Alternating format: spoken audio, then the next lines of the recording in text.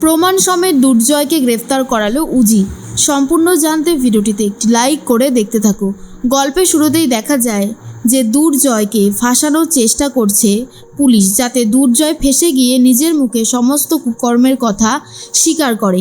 কিন্তু দুর্জয়কে কোনোভাবেই জব্দ করতে পারছিল না পুলিশ, তাই উজি বাড়িতে গিয়ে একটা রেকর্ডার লাগিয়ে দিয়ে আসে, যাতে সমস্ত কথা ক্যাপচার হয় আর তারপর সেগুলো শুনে দুর্জয় ঘোষালকে অ্যারেস্ট করা যায়। তার মাঝখানেই নিশা ভানুর সাথে কথা বলতে থাকে।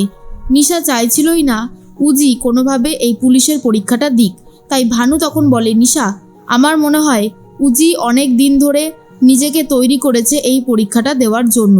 তুই যদি এই পরীক্ষায় উজিকে বাধা দিস তাহলে কিন্তু দূরত্ব বাড়বে বই কমবে না। এখনও বলছি নিজেকে একটু সামলা। কিন্তু নিশা তখন বলে কোনো পরিস্থিতিতেই সে এই রাস্তা ছাড়বে না। তার দরকার অনেক টাকা সে ইনকাম করবে 2 নম্বরই করে। এইসবই বলছিল ভানুকে।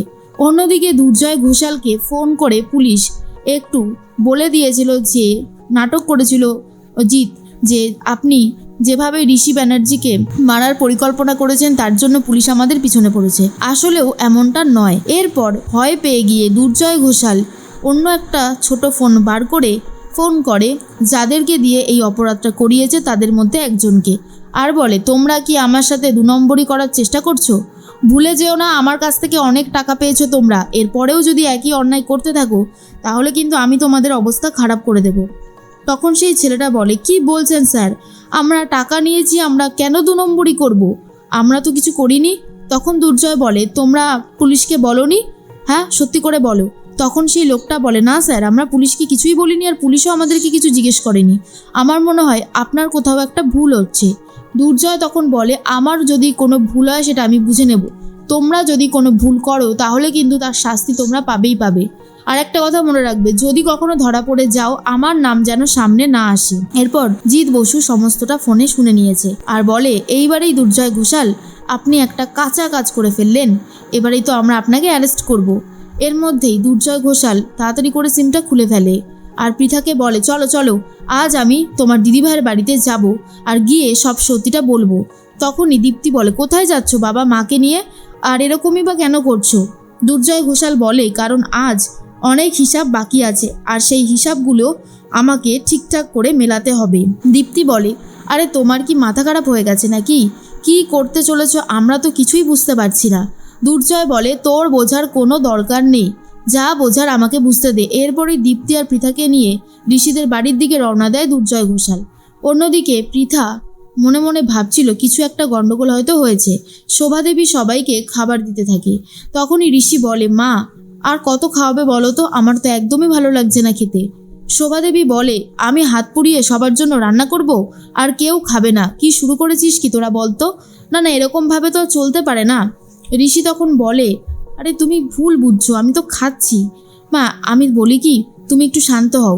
শোভাদেবী বলে, তুই উজির কাছে গিয়ে উজির হাতে রান্না করা খাবার খেয়ে এসেছিস তাই তো, সেই জন্যই আর খেতে পারছিস না। এরপরেই তখনই ঋষির বাবা বলে, আরে উজি তো তোমারও ছেলের বউ, তুমি এইভাবে ওর সাথে কথা বলছো কেন?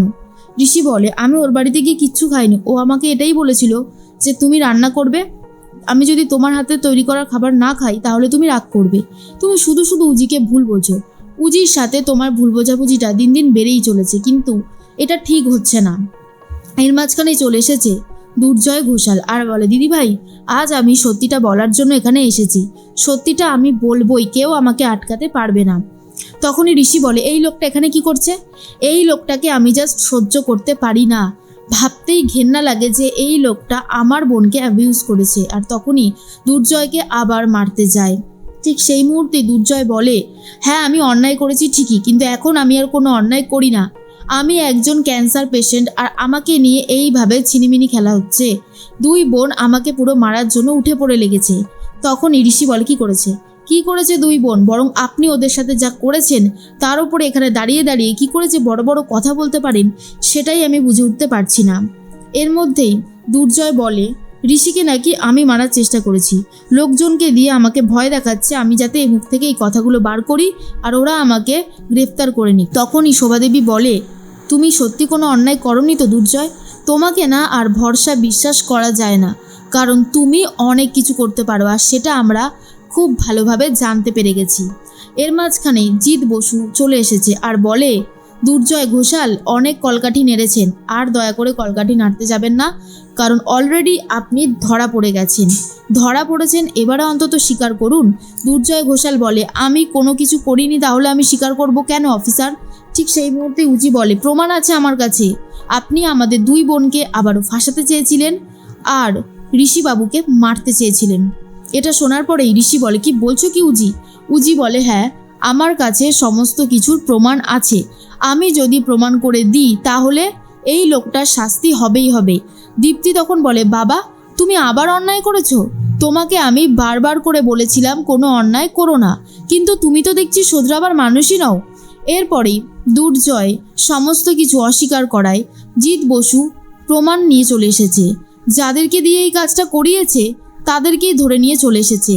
তখনই দুর্জয় বলে, কারা? আমি তো চিনি না এদেরকে, আমাকে ফাঁসানোর চেষ্টা করছে। তখনই দুর্জয় ঘোষাল বলে, জানতাম আপনারা আমাকে ফাঁসানোর চেষ্টা করবেন।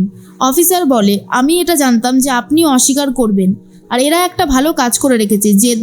যাদেরকে দিয়ে আপনি এই কাজটা করাতে চেয়েছিলেন সেই গুন্ডাগুলো আপনার কাছ থেকে টাকা নিয়েছে বলে সমস্তটা ভিডিও করে রেখেছে, আর সেখানে পুরো ভিডিওটা রয়েছে, আর আপনি যে কী কুকীর্তি করেছেন সেটাও জানা হয়ে গিয়েছে।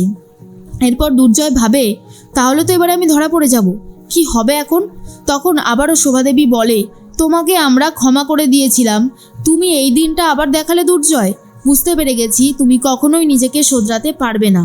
এরপর তো ঋষি আবারও মারবে বলে উঠে পড়ে লেগেছে দুর্জয়কে। জিৎ বসু বলে, প্লিজ ঋষিবাবু, অন্যায়কে এইভাবে আপনি নিজের হাতে শাস্তি দিতে পারবেন না, আপনি আইন নিজের হাতে তুলে নেবেন না, আমরা তো আছি, আমরা একটা ব্যবস্থা করবই। তখনই উজি বলে, এই বাড়িতে আরও অনেকেই আছে, এই যে শঙ্খ, তারপরে ঐশী, এরাও এই কাজটা করতে পারে, কারণ তারাও ঋষিবাবুর ভালো চায় না।